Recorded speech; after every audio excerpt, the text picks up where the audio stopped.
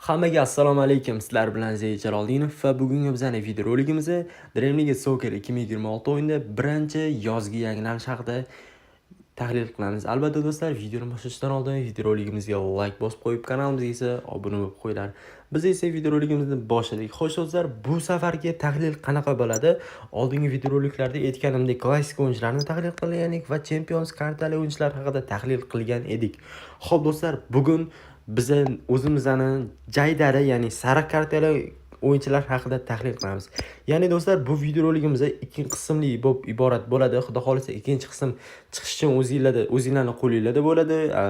Sizlardan aktiv, mendan esa kontent. Xo'p do'stlar, bu videoroliklarda reytingi oshadigan, reytingi ko'tariladigan futbolchilar haqida tahlil qilamiz. Men o'zimda shu 2 minutlik video qo'yib beraman hozir sizlarga. Video davomida ko'rasizlar bo'ladi. Bemalol masalan misol tariqasida aytaman, Yamal 88 bo'lishi mumkin. Yamalni sotib olib, yozgi yangilanishdan keyin bemalol 88 reytingli Yamalni sotib olib, full qilsalar bo'ladi. Lekin Yamal 88 bo'lmaydi hali beri. Prosta misol tariqasida aytdim-da sizlar uchun. Xo'p do'stlar, bunaqa yangiliklar birinchi bo'lib Telegram kanalimda bo'ladi. Telegram sahifaga bemalol kanalga obuna bo'lib qo'yib, kuzatsanglar bo'ladi. Keyin 2-3 kundan keyin YouTube'ga mana shunaqa kontent qilishni sekin-sekin chiqaraman. Lekin ko'pincha Telegram kanalga tashlab boraman. Hamma narsani Telegram kanalda aktiv bo'laman. Telegram kanalining silkasini esa kommentariyadan topasizlar. Bo'lmasa esa men sizlarga hozir bitta chotki videorolik qo'yib beraman. Bemalol ko'rasizlar bo'ladi.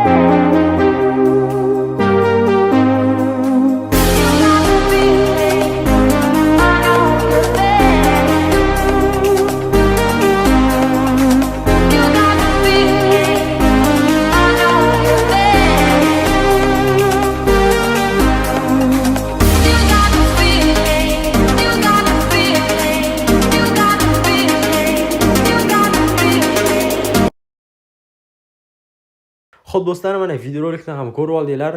90% narsa bu to'g'ri chiqadi. Mana shu statistikalar, mana shu reytingli o'yinchilar, do'stlar 100% deb hech kim sizlarga ayta olmaydi. Albatta do'stlar, bu o'ziga yarasha qiyinchiligi bor, montaji bor, boshqa narsa bor. Shuning uchun ham like'larni ayamasdan tashlaylar.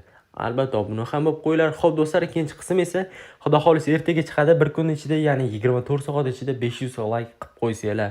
500 likedan keyin esa ikkinchi qismni qo'yaman. Ya'ni do'stlar, ikkinchi qismda reytingi tushadigan futbolchilar haqida gaplashamiz. Eng kerakli narsa albatta sizlarning aktivinglar, mendan esa kontent.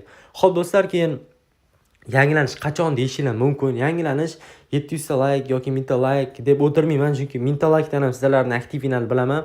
Hamma like bossa bemalol oshirib tashlaysizlar. Hozir o'zida aytib qo'yaman. 29-may ofitsialniy DLSda yozgi yangilanish keladi va 29-may bizga где-то 30-may kelishi mumkin. Yoki 1-iyun yoki 31-may bormi yo'qmi bilmadim, lekin kalendar qaraganim yo'q. Balki 29-may ham kelib qolar. Bizga где-то shu obeddan keyin keladi, o'zi bilasizlar 5:30 4:30lardan keyin ko'pincha. Birinchi bo'lib keyin iPhone'larga keladi, iOS'larga keladi. iOS'larning shoxi bor. iOS'lar shunaqa zo'r telefon deb aytolmayman, hazil hammasi.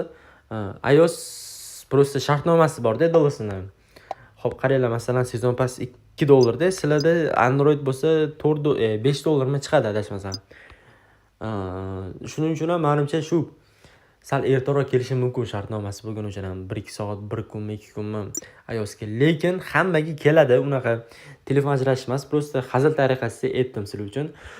Xo'sh do'stlar, hozircha videoroliklar shular. Albatta do'stlar, kommentariyada o'zingizlarning izohlaringizni qoldirib, omad yozib qo'ysanglar menga katta motivatsiya bo'ladi. Keyingi videoroliklarda ko'rishguncha, xayr, sog' salomatlik.